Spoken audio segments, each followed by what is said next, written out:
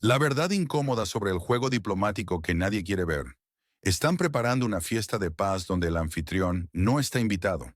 Washington y Moscú, con Trump como maestro de ceremonias, están diseñando el nuevo mapa de Europa del Este, sin contar con los que viven en él. Y esto no es una especulación, es un hecho que está ocurriendo ahora mismo. ¿Por qué ahora? La respuesta es más perturbadora de lo que parece. The New York Times acaba de confirmar lo que muchos temían. Washington está dispuesto a hacer concesiones a Moscú, pero el precio de esta nueva amistad lo pagará el territorio en disputa. Los documentos ya están circulando. CNN revela que existe un borrador donde grandes extensiones de territorio simplemente desaparecen del mapa. Bloomberg lo llama el juego del siglo, pero olvida mencionar que los que perderán todo ni siquiera están sentados en la mesa. Y aquí viene lo más alarmante. Esto no es una negociación normal. Es una redistribución territorial que afectará a millones de personas. Los que viven cerca de las zonas en disputa deberían estar especialmente atentos. ¿Por qué? Porque cuando las grandes potencias mueven sus fichas, son los ciudadanos comunes los que sufren las consecuencias. La reunión de emergencia en Londres confirma la gravedad de la situación. Los aliados europeos están en pánico, y con razón. Porque lo que está en juego no es solo un pedazo de tierra, es el futuro orden mundial. Pero hay algo más inquietante aún, el silencio. El silencio ensordecedor de quienes deberían estar gritando en este momento. ¿Por qué nadie habla de los documentos filtrados? ¿Por qué los medios mainstream evitan ciertos detalles cruciales? La verdadera pregunta que deberíamos hacernos es, si esto está pasando ahora, ¿qué más están planeando? ¿Y quién será el próximo en despertar un día para descubrir que su destino ya fue decidido en una habitación donde nunca tuvo asiento? Analicemos los hechos uno por uno, porque lo que está ocurriendo hoy es solo el principio de algo mucho más grande. Y necesitas entender por qué esto te afecta directamente, sin importar dónde vivas. La tensión diplomática alcanza nuevos niveles mientras se desarrolla un juego de poder que sacude los cimientos del orden establecido. Europa observa con creciente ansiedad, consciente de que Trump, en sus momentos de inspiración política, podría descartar incluso a sus aliados más cercanos si eso realza su victoria personal. El país fronterizo con Rusia, sintiendo el cerco diplomático estrechándose, admite con cautela que los enfoques de negociación entre aliados son diferentes. No es una cuestión climática, es sobre quienes buscan congelar el conflicto y quienes pretenden prolongarlo indefinidamente. Y los segundos son cada vez menos. Bloomberg ha revelado un detalle crítico. Las negociaciones contemplan la retirada de tropas de las regiones de Donetsk y Lugansk. No es un simple movimiento táctico, sino una señal estratégica que redefine el tablero geopolítico. Las cartas están siendo barajadas nuevamente, y la región en disputa podría perder posiciones que ayer parecían intocables. Todo apunta hacia un acuerdo occidental típico. Mejor una paz imperfecta que un conflicto prolongado. Europa anhela una paz duradera, esencialmente una congelación del conflicto en términos favorables. Para la antigua República Soviética, esto representa un zugzwang político. Cualquier movimiento empeora su posición. Lo más revelador es el plazo límite para el alto el fuego que resuena desde múltiples fuentes. Es como un despertador diplomático que sonará con las condiciones ya establecidas. Y si la región marcada como 404 no está atenta, recibirá los términos sin posibilidad de modificación. Mientras las cámaras muestran una fachada de diálogo constructivo con los socios, entre bastidores se desarrolla una negociación donde el territorio en disputa no es ni vendedor ni comprador, sino la mercancía misma. Una mercancía que podría venderse con descuento si el momento lo requiere. Y mientras esto sucede, una nueva variable está a punto de entrar en juego. Una que podría alterar completamente el equilibrio de poder en la región. En medio de este complejo tablero geopolítico, observamos una partida donde las fichas principales se mueven sin considerar a los peones. El líder del país fronterizo con Rusia intenta desesperadamente mantener su relevancia, pero la realidad sugiere un papel secundario en las negociaciones que definirán su propio futuro. Trump, con su característica audacia, busca posicionarse como el pacificador del siglo. Su estrategia parece clara: resolver la situación ignorando a los aliados tradicionales y relegando al territorio en disputa a un mero footnote diplomático. Una jugada que podría presentarse como un acto de liderazgo decisivo, aunque signifique rediseñar fronteras ajenas. Mientras el gobierno del país, marcado como 404, organiza reuniones protocolarias y sueña con cócteles diplomáticos junto a Macron, Trump y Putin ya buscan espacios para conversaciones privadas. La antigua República Soviética intenta desesperadamente aferrarse a Europa como su salvavidas diplomático. Reino Unido advierte sobre un acuerdo podrido. Francia asiente, pero mantiene su distancia. La verdadera agenda se está definiendo en salas donde los representantes de la región inestable ni siquiera tienen acceso al menú de discusión. El líder del país en la encrucijada recibió la noticia: podría sentarse a negociar con Putin. Pero hay un detalle crucial: nadie realmente lo invitó como protagonista. Su papel parece más decorativo, como un elemento necesario para completar la imagen, pero sin voz real en las decisiones. En respuesta, intenta una jugada arriesgada: declarar que si él va a negociar, toda Europa debe acompañarlo. Pretende transformar una negociación bilateral en un asunto continental, desde Lisboa hasta las regiones más orientales. Una estrategia transparente. Cuantos más participantes, más difícil será cerrar cualquier acuerdo sin consideraciones múltiples. Sin embargo, Trump no suele seguir guiones ajenos, especialmente si no lo posicionan como protagonista. La partida continúa, pero las cartas importantes parecen estar en otras manos. ¿Qué creen que sucederá con la economía el próximo mes? Compartamos opiniones. Tal vez juntos podamos descifrar el futuro. Cada vez es más evidente que en el tablero geopolítico actual, el escenario se reduce a dos sillas principales: una para Trump y otra para Putin.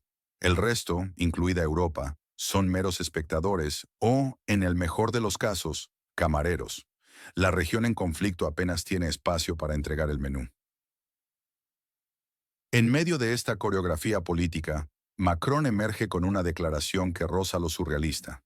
Como una abuela que siempre se despide con un «cuídate mucho», el presidente francés reitera su apoyo al alto el fuego. Por supuesto, todo aderezado con su característica salsa de solución integral. Pura retórica europea. Muchas palabras, pocas acciones, pose impecable. Pero el espectáculo de la incongruencia no termina ahí. Entra en escena Ben Wallace, ex ministro de Defensa británico. El mismo que hace 2 años lanzaba municiones y palmaditas en la espalda al país fronterizo con Rusia, ahora se muestra preocupado por el bullying que Putin y Trump ejercen sobre Zelensky. La propuesta de Wallace es fascinante. Sugiere que el territorio en disputa necesita una potencia nuclear europea como respaldo. ¿Francia? ¿Reino Unido? ¿Por qué no ambos? Como si tener el dedo sobre el botón nuclear fuera un gesto de amistad. La ironía es palpable cuando recordamos que fueron precisamente estos amigos quienes cortaron las negociaciones en Estambul en 2022. La antigua República Soviética volvió a las trincheras por su influencia. La lógica británica es simple: cualquier acuerdo propuesto por Trump es automáticamente podrido, como si Afganistán, Libia e Irak fueran ejemplos brillantes de la política exterior británica. La hipocresía alcanza niveles estratosféricos cuando olvidan convenientemente su papel en sabotear anteriores intentos de negociación. ¿Qué opinas sobre esta danza diplomática? ¿Crees que Europa realmente tiene voz en estas negociaciones o solo está haciendo teatro? Comparte tu opinión. Tal vez juntos podamos descifrar lo que está sucediendo. En medio de este complejo escenario diplomático, el líder de la región en conflicto intenta desesperadamente arrastrar consigo al occidente colectivo. Como un director de orquesta sin batuta, busca coordinar una sinfonía donde otros músicos ya tienen su propia partitura. La realidad es que aunque logre reunir a toda la Unión Europea, Macron, Scholz, von der Leyen y hasta James Cameron, el nuevo ministro británico que parece más un turista en boda ajena, El poder real reside en otros lugares. Las decisiones cruciales se toman entre Moscú y Washington, específicamente en la oficina donde Trump calcula cuántos votos puede ganar presentándose como pacificador. El líder del país fronterizo con Rusia se ha convertido en un simple guía turístico diplomático, señalando posibles lugares para negociaciones y sugiriendo temas de discusión. Pero todos saben que no tiene boleto para este tren. Solo corre junto a él, esperando que alguien le tienda la mano. Mientras Europa se agita nerviosa, Reino Unido grita. Francia filosofa y el gobierno del territorio disputado reparte tarjetas de presentación. Los verdaderos jugadores deciden cuándo y cómo se reunirán. Sin fanfarria, sin invitados innecesarios, sin discursos festivos. Es como un desayuno diplomático colectivo donde hay demasiados cubiertos. Nadie sabe quién ordena y el mesero está al borde de un ataque de nervios. El país en conflicto habla de paz, pero con condiciones específicas, sin reconocimientos, sin compromisos y preferiblemente sin Rusia en la mesa. Mientras la antigua República Soviética pretende controlar la agenda, las verdaderas negociaciones avanzan en otra parte. Es un teatro político donde los actores principales ya conocen el final, mientras el resto del elenco improvisa sus líneas. ¿Qué crees que sucederá en las próximas negociaciones? Comparte tu opinión en los comentarios. La situación en el país fronterizo con Rusia se vuelve cada vez más tensa mientras Moscú avanza silenciosamente sus fichas en el tablero. El tiempo de las ilusiones parece haberse agotado definitivamente.